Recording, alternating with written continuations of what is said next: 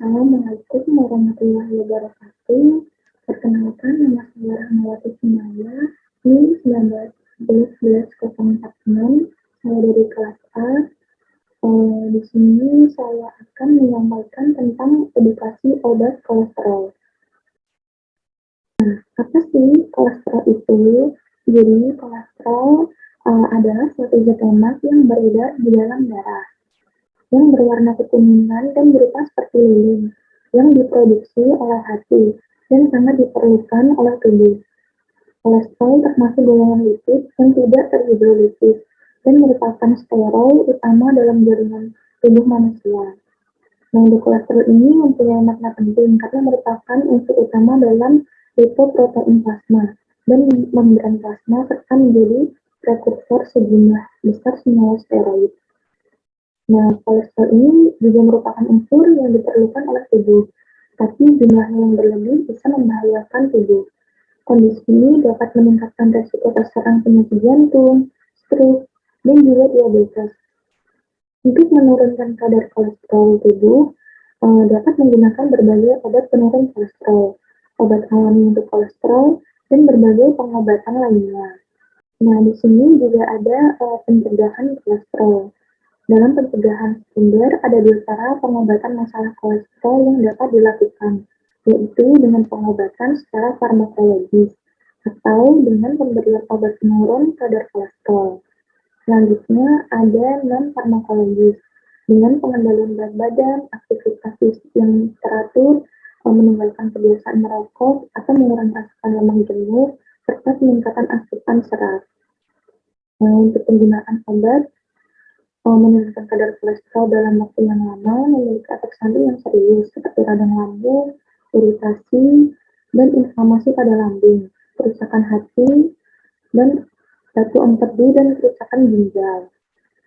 Nah, selanjutnya, selain perawatan medis, pengobatan tradisional juga bisa dilakukan untuk mencegah dan menurunkan kadar kolesterol yang tinggi. Selain itu, pengobatan tradisional juga ekonomis dan mudah diperoleh.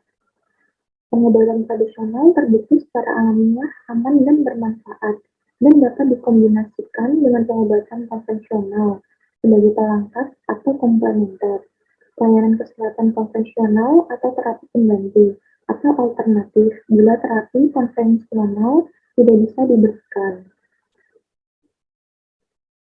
Nah, ini terdapat beberapa beragam obat penurun kadar kolesterol terlalu tinggi di dalam darah.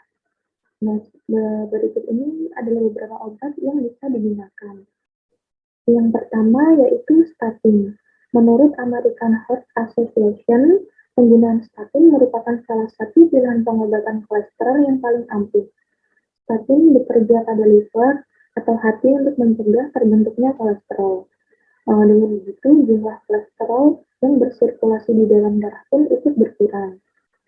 Statin memang dikenal sebagai obat yang efektif dalam menurunkan kadar LDL di dalam darah. Tidak hanya itu, obat ini juga dapat menurunkan kadar trigliserida dan meningkatkan jumlah HDL atau kolesterol baik di dalam darah. Selanjutnya ada niacin. Alternatif lain untuk pengobatan kolesterol lainnya adalah penggunaan niacin.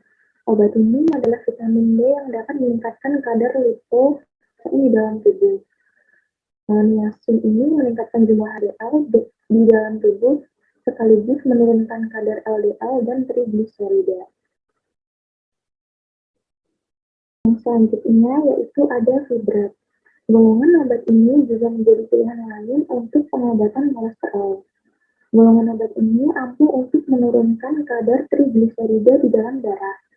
Selain itu, pada kasus tertentu, obat-obatan fibrat ini juga dapat meningkatkan kadar HDL di dalam tubuh. Meski begitu, sedikit berbeda dari obat-obatan untuk menurunkan kadar LDL di dalam darah, yaitu sama halnya dengan penggunaan obat-obatan lainnya. Obat-obatan fibrat ini juga dapat menyebabkan mual, sakit perut, sakit kepala, dan pusing. Selanjutnya ada obat-obatan injeksi.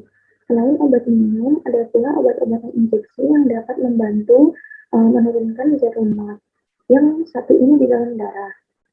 Sama dengan sebagian besar obat yang digunakan untuk pengobatan kolesterol, Obat-obatan ini juga dapat menurunkan kadar LDL di dalam darah.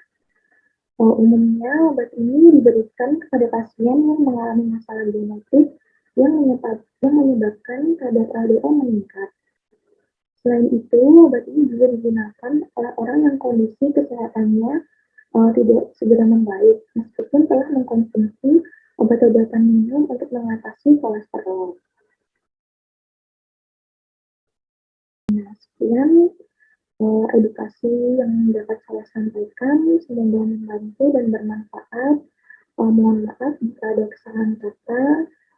Sekian dari saya. Wassalamualaikum warahmatullahi wabarakatuh.